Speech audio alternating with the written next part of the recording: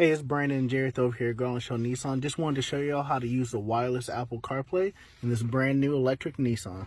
So step one, you want to start by turning the vehicle on, and you see this amazing home screen we have here.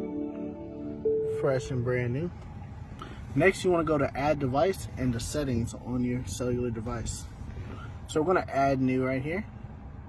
You're going to connect to the step 3, the My Ride, so that's the vehicle that we're in.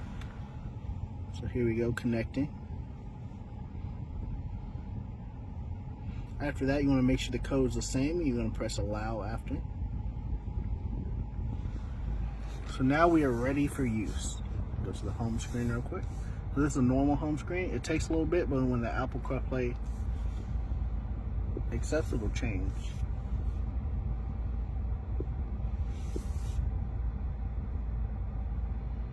There we go. It just now started.